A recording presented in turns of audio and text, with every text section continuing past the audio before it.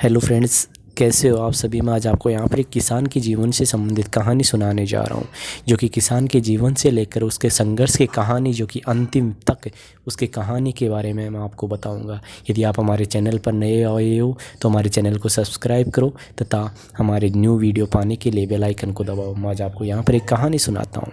एक गाँव में एक रामू नाम का किसान रहता था। वो काफ़ी मेहनती, वह अपने काम में हमेशा लगन से पूरा काम करता था।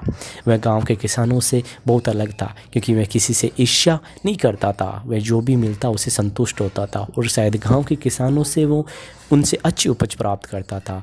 उसके 2 बेटे थे जो कि उसी की तरह एकदम सरल स्वभाव के थे।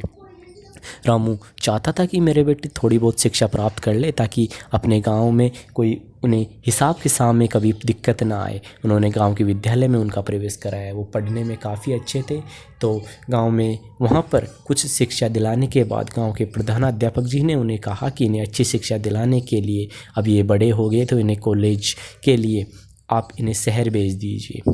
तो रामू ने सोचा कि इन्हें शहर भेजने से पहले उनके एक मित्र वकील जी थे, उनसे राय लेने के लिए चला गया। जब वकील जी ने ये सारी बात सुनी तो वकील जी ने कहा कि तुमने ये निश्चय किया है तो बहुत अच्छा लगा मुझे, और शायद अपने बेटों को पढ़ाने के लिए तुम्हें वहाँ पर भेजना चाहिए। तो उन्होंने वकील जी के साथ मिलकर दूसरे ही दिन अपने बेटों को शहर डालने के लिए चल दिए।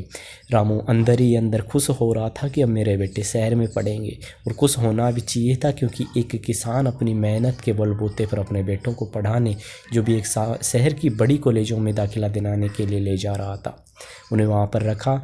बेटे कर शहरी का आवरण इस तरह वजूद हुआ कि उन्होंने अपने पिता रामू की गरीबी की हालत न देखते हुए उन्होंने अपने पिता से पैसों की डिमांड करने लग गए।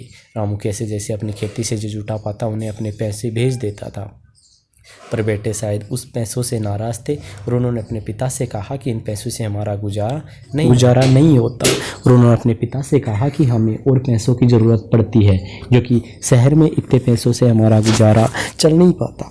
रामू ने सोचा कि अपने बेटों के लिए कुछ करे तो और भी अच्छा करने की कोशिश करते हैं। तो उन्होंने गाँव के मुखिया से अपनी ज़मीन पर कुछ पैसे उठा लिए तथा कर्ज उठाकर अपने बेटों के पास भेज दिया।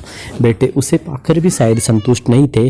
उन्होंने अपने पिता पर ईर्ष्या करने लग गए कि हमारा पिता हमें शहर भेजकर हमारा मजाक बनाते हैं, जो कि हमें पैसे नहीं दे सकते। उन्होंने अपने पिता पर गुस्सा इस तरह भड़का कि उन्होंने अपने पिता से बदला लेने की सोच ली और दोनों शहर में ही रहकर वहाँ पर अच्छे कंपनी में जॉब करने लग गए। दोनों ने शादियाँ कर ली, वहाँ पर अपना परिवार बसा लिए, और दोनों ने निश्चय किया कि अपने पिता के द्वारा भेजे हुए पैसों से अपना घर चलाएंगे और अपनी जो भी सैलरी आई हुई उसे अपने जीवन के लिए सुरक्षित रखेंगे। तभी कुछ ही दिन हुए थे कि वकील जी को सारी घटना का पता चला। वकील जी ने किसी व्यक्ति के द्वारा उन्हें अपने बेटों से कहा कि बेटो, तुम्हारे पिता रामू की मृत्यु हो गई है और तुम्हारी जो गांव में ज़मीन है उस पर तुम्हारा हक है, तो तुम उसे लेने आ जाओ। दोनों बेटों ने सुनते ही भागे जल्दी से आ पहुँचे कि अपनी ज़मीन को गाँव की जो भी ज़मीनों से बेचकर अपन शहर आ जाएंगे। जैसे ही दोनों गाँव पहुँचे वकील जी उन्हें देखकर समझ गए। बाकी सारे गाँव वाले आश्चर्य में थे कि ये सूट बूट वाले आदमी कौन आ गए गाँव में।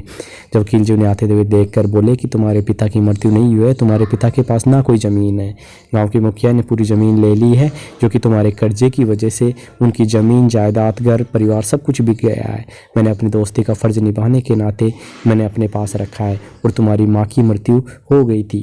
तो ये सब बातें सुनकर उनके बेटे काफ़ी आश्चर्य से गाँव वालों की तरफ देख ही रहे थे कि वकील जी ने इतनी ही देर में कहा कि तुम्हारी वजह से इस गांव में कोई भी आज बच्चों को नहीं पढ़ाना चाहता। सब अपने बच्चों को पढ़ाने के बजाय खेती में काम करवाते हैं।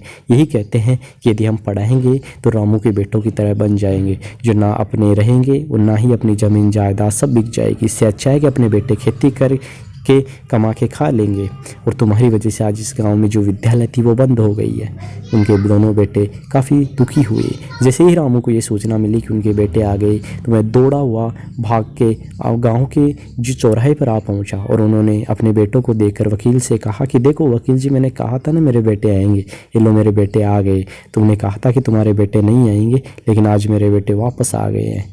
ये दोनों बेटे उनकी अपने पिता का देखकर प्रेम बहुत ही आश्चर्यचकित हो गए और दोनों की आंखों में आंसू आ गए। अपने पिता के पैरों में गिर जा पड़े और पिता से माफ़ी मांगने लग गए। लेकिन पिता का हृदय तो बहुत बड़ा होता है, जो अपने पुत्र का जो भी दुख होता है, अपने जो भी गुस्सा जो भी होता है उसे अपने अंदर क्षमा लेता है। उन्होंने अपने बेटों को माफ़ कर दिया। दोनों बेटों ने वकील जी के साथ मिलकर गांव के विकास के लिए कार्य करना शुरू कर दिया और साथ ही इस तरह विकास में योगदान दिया कि गांव में जहां भी बैठक होती वहीं पर लोग यही चर्चा करते कि अब की बार मेरा बेटा अच्छी रैंक के साथ पास हुआ है, अब की बार मेरा बेटा प्रथम आया है।